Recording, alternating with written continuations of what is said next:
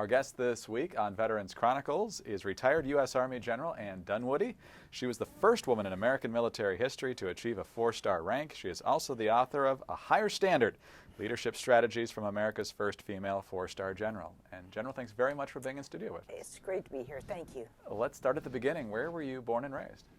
I was an Army brat, and I was born at Fort Belvoir, Virginia, and didn't live there very long and started moving around with Dad and Mom and the family as he pursued a 31-year career in the military. And during that time, you were not all that interested in following in his footsteps at first, correct? I was never interested in following his footsteps, quite frankly. As an elementary kid, I knew I was going to be a phys ed teacher and a coach. I was a tomboy. I don't know if they still use that word anymore, but I love sports, and I thought I was always going to do that. I went to one of the best phys ed schools in the country, Cortland State, New York. And in my junior year in college, after the Vietnam War, they were trying to recruit women into the Army and established a program that if you're accepted in this program, you got $500 a month during your senior year in college with a 2-year commitment and a commission as a second lieutenant. That was a lot of money back then. And it was actually an offer too good to refuse. So I really joined for the money, and I knew in my heart that it was just going to be a 2-year detour en route to my coaching career. What was your sport? If you were going to coach anything, what would you want it to be? Tennis and gymnastics. I competed in college just before Title X, so it was more like really high-speed intramurals for women, but we competed with a lot of colleges, and it was a lot of fun, and I learned a lot competing. It was going to be a 2-year commitment. What happened? Well, my first assignment, Fort Sill, Oklahoma, as a platoon leader, and I had my first platoon sergeant, Sergeant Wendell Bowen, and he taught me how to be a good second lieutenant, and he taught me what right looked like. And I remember telling my dad after my 2-year stint was up that I really enjoyed being a soldier, and I really enjoyed leading soldiers, and I think I'm going to hang around as long as I enjoy it and as long as I can make a difference. And 2 years turned into 5 years, turned into 10 years, turned into 38 years. And what did he tell you was right? Well, if you remember back then, we were really recovering from the Vietnam War. We were a hollow army, underfunded, and struggling with the aftermath of Vietnam and low budgets. But there's nothing broken about Sergeant Bowen. He was strapped. He'd been to Vietnam himself, and he taught me what right looked like. He taught me to never walk by a mistake. Simple thing, but hard to do, because the Army, as you can imagine, is built on standards and discipline. And quite frankly, after Vietnam, a lot of the foundation of our Army had fallen. And he and the rest of the NCOs helped rebuild our broken Army back to the best in the world. It took about 10 years. But it's because of NCOs like Sergeant Bowen, who taught young lieutenants like me what right looked like, how to inspect someone, what the standards were, what the regulations were, why that was important. And in the military, standards are important. And the never walk by a mistake sounds so simple, but if you see a soldier without their headgear and you don't correct them, all of a sudden that's the new lower standard. And more soldiers not wearing their headgear, and they think that's okay, and it's not okay. And even in civilian world, you can imagine in your own office here, you would walk out and see someone, and instead of working on their script, they're playing games on Facebook or, all those kind, and you can't let that happen, or it's a slippery slope. In the military, it can be very slippery. And so Sergeant Bowen took me, not as a female lieutenant, but as a lieutenant, a soldier, an officer, and trained me how to be a good officer, and that's so important. You mentioned that the Army after Vietnam was actively recruiting women. You obviously ended up going down that path. Did a lot of women do the same, or do they have a hard time getting a lot of them to join at that point? This program was very well received by women's college juniors across the Army, across the country.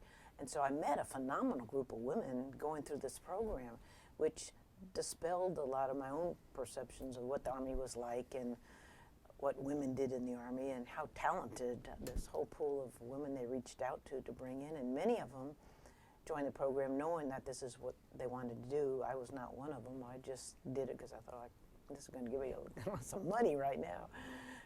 But I met an incredible group of women, and a lot of them, one of my classmates was a 2-star general, another one a 1-star general. So it was just gives you a feel for the talent that they reached out to. And I think, as you may recall, we joined the Women's Army Corps back then. It was still segregated from the regular Army. And shortly after we joined, they disestablished the Women's Army Corps. And this cohort of women began the integration of women into the regular Army. And that was exciting. And I think that also piqued my interest in staying beyond my 2 years, that you weren't just going to be doing these kind of things. Now you got to do the same things your male counterparts did in the Army, with jumping out of airplanes and being a platoon leader and a company commander. And these women, they were first in a lot of things back then because it was a journey of the integration. I think it's one of their great legacies. You mentioned one of the things that you appreciated most about your mentor at Fort Sill was that he treated you like a soldier and was interested in you developing as a soldier. Was he more the exception or more the rule at that point in terms of how leaders reacted to women in service? I clearly think he was an exception, but he was an exceptional NCO. He was the best non-commissioned officer in that company, and the company commander knew it. And when I joined the company, it was the only platoon without a platoon leader. And clearly they didn't have a platoon because they didn't need one. He was so good that he didn't need a butter bar, But the company commander knew that this non-commissioned officer was the best in the company, and probably the best training I could ever get was for him to put me with the best non-commissioned officer in the company. But I found I was very receptive to my arrival there. It wasn't, we have a woman here. What was hard was, we want you to put you in charge of the women. It was just a mindset instead of, no, we want you to be in charge of a platoon that's male and female. And that's what I wanted to do. So I resisted things, be in charge of the female barracks, be in charge of this. No, I want to be in charge of my platoon, my company. And he saw officers as officers, and non-commissioned officers as non-commissioned. And he was the same. And I look at a platoon now, I don't see men and women, I see soldiers. I don't see black and white, I see soldiers. And he had a lot to do with that. As your career advanced, you went to different places like Fort Bragg and Fort Drum, and so different opportunities. You mentioned jumping out of planes. What was some of the more interesting places you were in those early peacetime years, and some of the things you were able to do? Well, I ended up staying at Fort Sill beyond my 2-year commitment, and ended up being offered a company. So I stayed there for 4 years, and to get a company as a first lieutenant was really special. And Sergeant Bowen, who had gone to Korea for a short tour, was returning when I had been offered this company, and I first called him and asked him if he'd be my first sergeant, and he said I would be delighted. So my journey started with him as a second lieutenant, then we did different jobs, and then he returned when I was a company commander and became my first sergeant. So I continued to learn from him throughout my 4-year duration at Fort Sill. And I had the opportunity to go to Europe and command a rigger company, which I was so excited. If you're a logistician and a rigger and a paratrooper, one of the most exciting things you can do is command a company that's responsible for people packing parachutes and dropping airdrop and loads. And it was only a detachment in Europe, and I got to command that. And I thought it was a dream come true kind of job for someone like me. Again, this is the first female that they'd ever had command that. And I got to go to jump master school in order to be that company commander. Now that was an interesting story. Was I selected to go to jump master school. That was in Bad Tolz in Germany, and the 10th Special Forces ran the course. And when I showed up with my orders, I remember the duty officer looking at him and looking at me and then gave me a room and sent me down the hallway.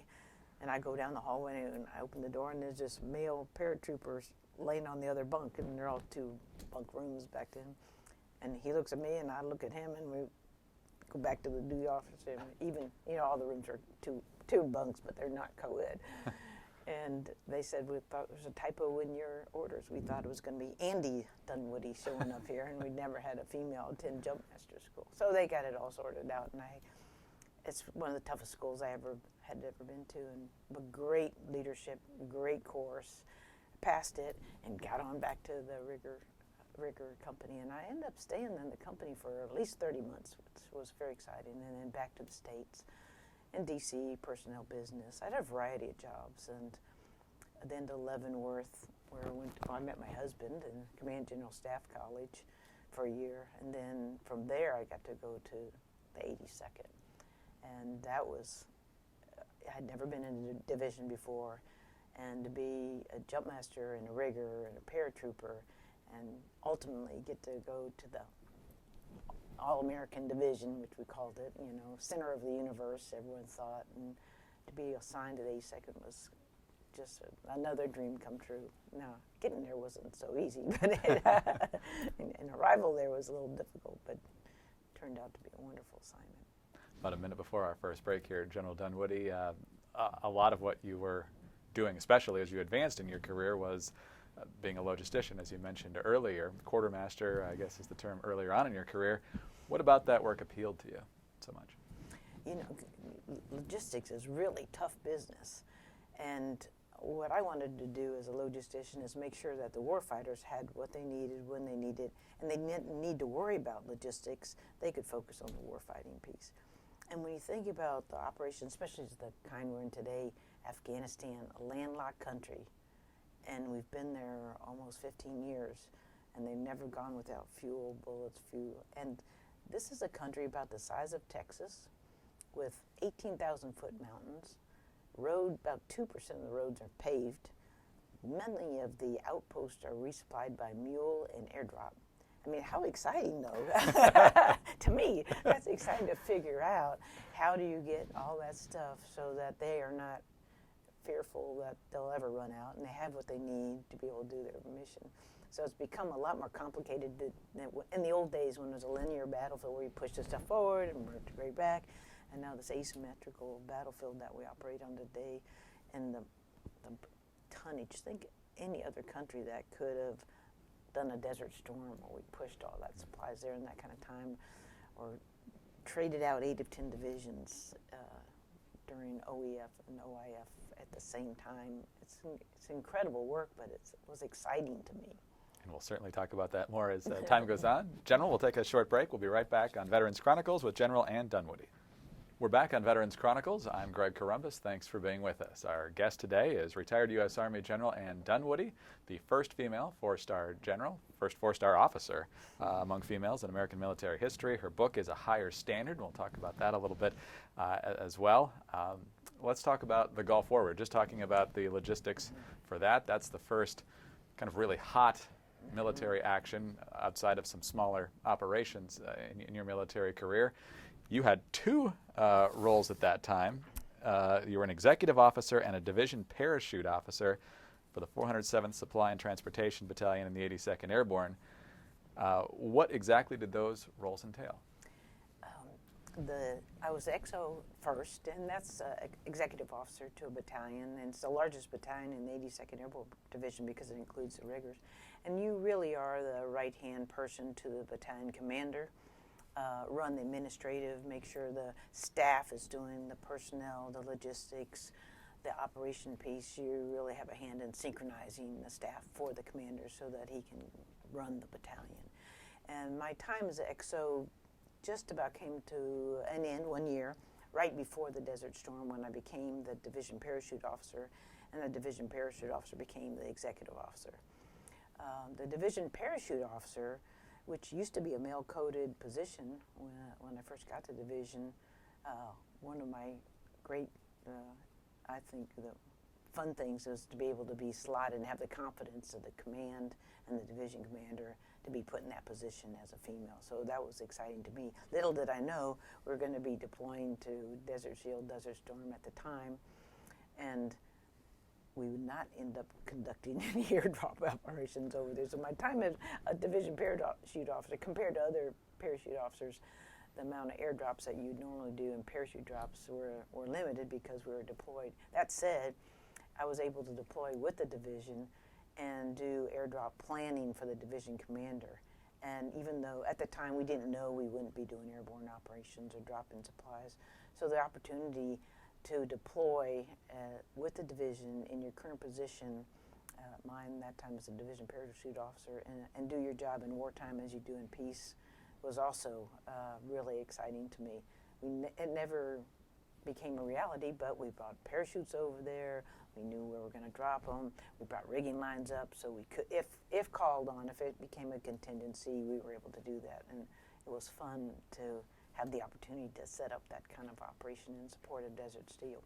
Because we didn't do any airdrop operations, I became the division support area responsible for the division support area. And that was back in the back, and we set up the rear as units went forward and came back and needed rest and recuperation. And it was a huge logistics operation and a lot of fun as well, just making sure that when they came back, they had a first-class operation for hot showers, laundry and bath, good meal, and a place to rest. But in that role, I saw the shipment of containers, and if you may recall the term Iron Mountains.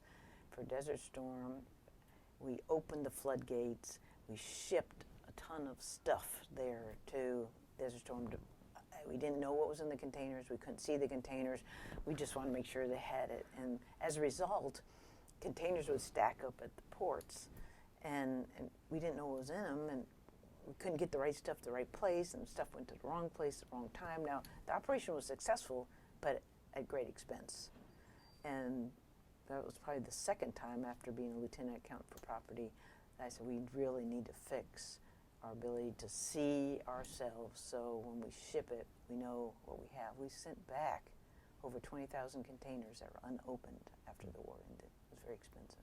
You talk in your book a bit about, I'm sure you confronted bureaucracy well before that, but one of the stories that stuck with me was that there were lots of spaghetti dinners, Yeah. but nobody wants to eat spaghetti dinners for breakfast, lunch, and dinner every day for day after day, and you were looking for ways to give them a breakfast meal, Yeah. breakfast, lunch, dinner for dinner. So what did that tell you about how tough it is to change the way things are done and how to actually get it done, even though it might be tough? Yeah, the Army, we swore that after this war, when we saw those Iron Mountains, that we would get in-transit visibility, systems be able to see ourselves so that we could control the pipeline, we could see the pipeline. We would package it for breakfast, lunch, and dinner instead of spaghetti dinner 7 days in a row, 3 times a day.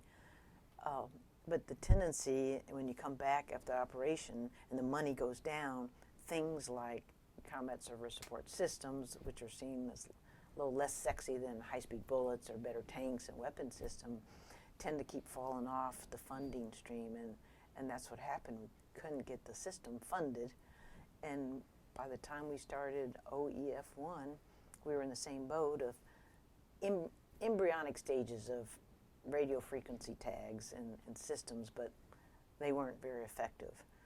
And so when we started again, and here we are, and the commander's going, hey, what's down at Karachi, Port of Karachi in Pakistan, and what's in that container? And you say, you don't know.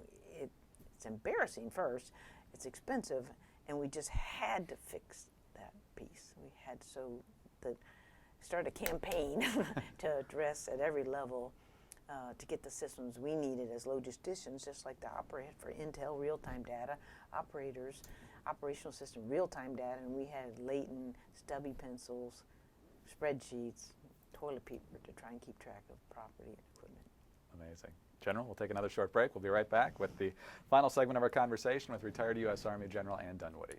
I'm Greg Columbus. You're listening to Veterans Chronicles on the Radio American Network. Our guest today is retired U.S. Army General Ann Dunwoody, the first woman in American military history to achieve a 4-star rank. She is the author of the brand new book, A Higher Standard, Leadership Strategies from America's First Female 4-Star General. And General, obviously you've had a career of many firsts, one of which was shortly after the Gulf War. You were the first woman ever to command a battalion out of Fort Bragg.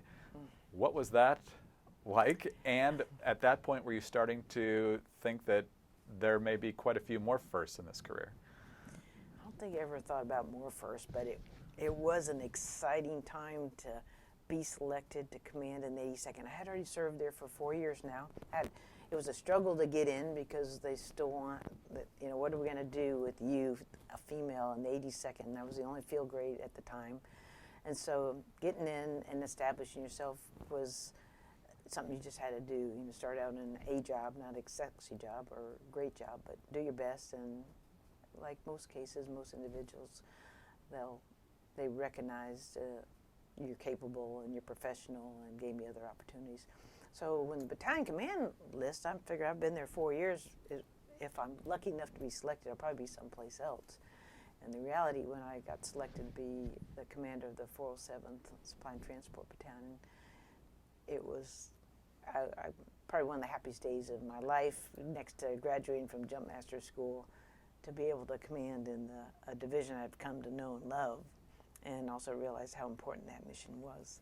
And I always thought, if I never do another thing in the Army, I have done the best job. I will have had the best job. In your book, you talk about the importance of leaders not acting like they know everything or they're bulletproof somehow, and this is the way we've always done it, this is the way we'll always do it, kind of a thing, and being humble enough to learn from other people. Talk about how you incorporated that into your leadership. Was it something you kind of learned as you went? Was it something that relationship from Fort Sill carried through to other responsibilities that you had? Talk about that a little bit. Yeah, I think you start in your family, and then you learn from other leaders, good and bad. And you see leaders' behavior, and you go, boy, I never want to emulate that, and wouldn't want to be, I'm not a yeller or a screamer, but I've worked for yellers and screamers, and I just don't think it's a very effective way. And I've worked for people that can't admit they made a mistake or think, I'm a general, I now know everything, and it's not the majority of people by far. It's by far the exception. The military, we have wonderful leaders. That's what we do. We grow leaders. We have a great professional development. We've got a great assignment process, and we've got great coaching and mentoring, and I'm a beneficiary of that whole process. And so I think it's a combination of your education in the military, your coaches and mentors along the way, the people you work for, you learn from the good and the bad. And then you try to replicate that. And I think what I try to do is put the human face on leadership. We're not perfect. We are humans, and we're not invincible. And the military, every creed I ever had, from a quartermaster creed to the airborne creed to the rigor pledge, we're bigger in life, we can do everything, but you want soldiers to believe that because we ask so much of them. But at the same time, we're still humans, and we all have limits to how much either stress or work, you might have family, you might have a combination of things that can be a demise if you don't pay attention, don't talk about them, and don't, find a way to mitigate the things that are causing them. And I witnessed leaders, and that either myself, I've had my own challenges during my career when I woke up with a bleeding ulcer, and it was a combination of getting a divorce and having a crummy job and living where you didn't. But I thought I could handle that. It was no biggie, and I'm invulnerable, and I'm strong, and I'm a leader, and those things don't bother us. But they do, because we're human. And so I try to be on the lookout for those same kind of signs in my subordinates when I say, hey, what's going on? And you're not acting the same. Because I don't want them to end up with a bleeding ulcer or gray hairs. And a lot of times we're afraid to talk about those things because it might be seen as a sign of weakness. And making a mistake might be seen as, you're incompetent. But we all make mistakes, and I hope we may learn from our mistakes and make them going in the right direction. You were promoted to general officer in 2000, which obviously carries more and more responsibility, and that was put to the test a few months later, obviously, about a year later. September 11th, we're attacked. October 7th, we're at war in Afghanistan. That's not a lot of time to move a lot of things to, as you said before, a landlocked country with a lot of logistical challenges. How in the world did you approach that? Well, first, I think we all remember where we were the day of 9/11, and my husband and I talk about it all the time. We're both at Fort Bragg, and I'm in my office, and the TV, it was horrific to be seeing the first plane and the second tower, and then body. And I'll never forget that, but okay, the world has changed. And Fort Bragg being Special Operations, being 82nd Airborne, you knew we were going to be involved quick. And one thing about the military is we have contingency plans for just about everything. You know, it's not like, oh my gosh, what are we going to do today for this? We planning, that's what we do. Planning, we have branches and sequels. If this happens, then we'll do that. And so we kind of have a sequence of deployment as well, special operations in first, and then followed by light fighters, heavy forces.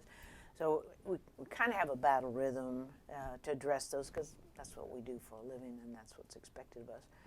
The Special Operations Committee was alerted first, and my good friends on the log side there came over to talk to us because they've got very limited logistics capability because they're so light. And we started the collaboration and coordination and secret planning cells about how we could leverage conventional logistics, which was within the First Corps Support Command, the one I was commanding at the time, and special operations to augment, to make sure they had what they needed when they needed it. And surprisingly, one of the first commodities that we deployed out of the First Corps Support Command was laundry and bath and showers.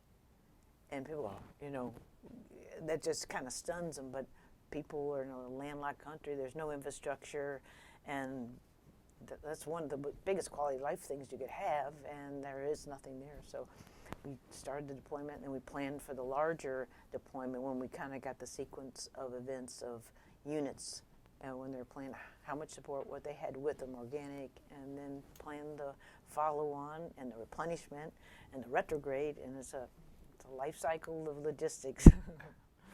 Obviously, our troops, our allies, our intelligence obviously played a key role in how quickly the Taliban was shredded, essentially, in late 2001. But don't be modest. How important was that logistical challenge and successfully accomplishing that to helping us achieve what we achieved in such a short period of time? Well, the challenge was we had a cap on the number of personnel that could be in Afghanistan from the Secretary of Defense. And they didn't want this big footprint. We didn't think we were going to be there very long. So getting the logistics footprint into theater was the biggest challenge that we had. And we did a lot of work and talked with the task force commander in Afghanistan, then General McNeil, and recommended we use the base in Uzbekistan, which wouldn't count as part of the head count, to set up our logistics base. It was C-17 capable airfield, rail, and so we could get the supplies from theater, also into theater by rail, by air, and then down to Bagram and distribute it. Getting that team into Uzbekistan was one of our biggest challenges, but when we laid out the footprint in Afghanistan and Kuwait, where logistics had been shipped and where the troops were, and they saw the mismatches, they knew they needed to have a centralized logistics management for the theater, and we set up one of the first joint logistics commands for all services in Uzbekistan and began controlling, monitoring, and redistributing the supplies so people had what they needed, where they needed it, when they needed it. Great team. Let's talk about Iraq now. Obviously, Operation Iraqi Freedom, different than Desert Storm and Desert Shield in a lot of different ways, including where our troops were based. We weren't in Saudi Arabia. We were essentially flooding in from Kuwait at that point. So what different logistical challenges did that present, and how did you address it? Yeah. I was in then a different job. I had the command of, it was then MITNIC, Military Traffic Management Command, and then transformed into Surface Deployment and Distribution Command. We were responsible then, not for the supplies, but moving all surface transportation and supplies, logistics, and people into theater. That was a whole different kind of a challenge, other than computing what they needed and getting to the place where they need. Now you're responsible for getting it from the installation to the port, to the theater, and onward movement, a different life cycle of distribution. And at the time, we were kind of stovepipe, and this node didn't talk to that node, so you'd get the stuff in, so push it to the port, and I'm all done. Port would push it over there, and I'm all done. The theater, and the commander would get this stuff and go, what's in there, and where's that? And so it was a challenge to connect the dots, to make it seamless from the installation, knowing what you're shipping and tagging it and tracking it, knowing how you're packaging it, so the commander got his task force. He didn't get a bunch of the same stuff. It's like boxes of spaghetti, but now on the ship you're getting all Humvees and all your artillery's on this one, and then so when you get over, they have to do the coordination, and so working with the brigades and the divisions, we organized their equipment by task force on the ship. So when the ship came in, it had the artillery, the Humvees, up on their whole package, and then when rolled off, they could go into their area and start training and their preparation for Commanders must have loved you. I don't know about that. Or at least the organization. By 2005, you had earned your 3rd star, and you were the Deputy Army Chief of Staff for Logistics. And one of the quotes that stuck out with me in the book is from the Army Chief of Staff, Pete Schumacher, I think is how you say his name, and he said to you, once you're at the Pentagon, either the bureaucracy will wear you down or you will wear it down. So how did you approach the effort to wear it down, and how well do you think you did? When you told me that, I thought, that really sounds right, but I really hadn't been in the Pentagon. I'd been there one time working for the former Chief of Staff at that level, and that's not the same as working down, really doing the nug work and the hard work. So I didn't appreciate that, what he told me, until I'd been there probably about 30 days. And I remember, and you've been in the Pentagon, and you walk around down the halls, and everyone's like this, and everyone's looking at their shoes, and I'm walking to say, hey, good morning, how are you? And they're looking at me like I'm from Mars. And I remember my XO, if I ever start doing that, just slap me upside the head. And by day 30, now I'm rolling my homework in a home because it's so much to do, and I'm walking like this, and I had to literally slap myself out of it, because it just will grind you. You know, you try to get something done, and it takes 500 signatures. You try to get some simple change, and everyone says no. Everyone can say no. Very few people can say yes. And so I took on, and with my team, this whole challenge of the in-transit visibility and getting property book systems on, automated property book systems online. And because the chief had told me that, I felt empowered to work it through the chain. And when I got the no, we can't afford it, no, can't do this, I felt empowered to go, Chief, you told me that they can wear me down or I can wear it down, but you're the only one that can make this decision. And if you say no, I'll shut up in color. But right now, everyone says no, and I believe that it's costing us so much not be able to see what we have, know where it is, and redistribute it when we have to. It's a managing shortage. And he was true to his word, and he agreed, but it never got to his level, because the bureaucracy doesn't bring bad news to the chief, and bring good news, you know. Right. And so it was a lesson in just dogged determination to fight those bureaucracies, to make change. I know how hard it is, and when I see some of the things today and these bureaucracies and the challenges they're having, I go, I just know how hard it is to change, but it's not impossible. It just takes, you can't give up. If you believe in it, don't let anyone dissuade you, or they win. 2008, you make more history. We've said it every time we've entered a new segment. You become the first 4-star female officer in American military history. Since you had been a 3-star, you obviously knew this was possible, but what was it like when it actually became reality on a personal level, and knowing what that meant for women in general? I can't help, I know I say this, but I was not prepared for the enormity of the event. Even though I had many firsts in my life, and I knew this was another first, it was a different kind of first. And when my nomination hit the papers, the numbers of letters and cards and emails that came flooding in, duffel bags full, from daughters and sons and moms and dads and veterans and soldiers I'd worked with, saying how happy they were, and now they could tell their daughter that they could be anything they really wanted to be, to include a 4-star general in the Army. And you go, wow. And from people around the world, and veterans who were so happy because they'd been part of this journey, and now to see this day finally arrive, and that they had been part of this journey. So on a personal level, it was very touching, obviously.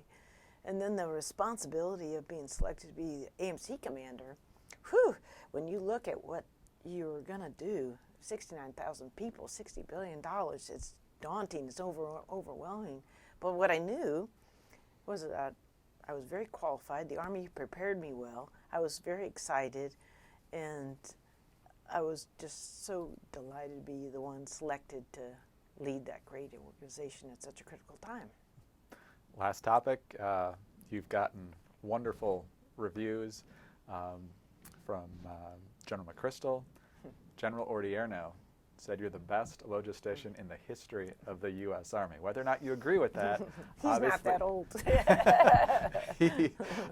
he obviously saw something and many others did as well. How did you approach the job, do you think, differently or in a special way that obviously made people notice and got the job done so well? I think and I hope, and I'm not saying I'm the only logistician that did this, but I think we always have to remember who our customer is, and that is the warfighter. And you have to answer, know what their needs are, and be in contact with them. You can't say, hey, he's a 4-star infantry guy, we don't talk to them, we stay, how are we doing, logisticians? And they'll say, we're doing great. Well, the warfighter is the one that really knows. And General O, he was a division commander when I had military traffic management command for 4th ID. And I had just taken over, and his division was getting ready to deploy, and they had briefed him that a ship would come in 24 hours, the next one come in 24 hours, the next one, and so he had this chart, and so his expectation was this thing would load his stuff up and get, well, they had the ships they had elevators, they were old, the elevators broke, stuff took 3 days, and he called and he said, it's like watching paint dry down here, you know, we got to get the stuff moving. So I flew down, I talked to him first, then I went to the port, and we had all kinds, they had reserves calling up that hadn't been there. There's a multitude, but you go, you fix the problem, you set expectations, you leverage their assistant to fix it, and you get them out. And then, of course, I've known Ray and Lloyd Austin in their time deployed. I always go there and make sure that they have what they need. And if there's something they don't have or they need or could be better, you fix it and you get after it. And that's what I try to do. General, sadly we're out of time. A fascinating career. Thank you so much for being with us and sharing your insights on it. Well, thank you. It's been a wonderful journey. I wouldn't trade a day.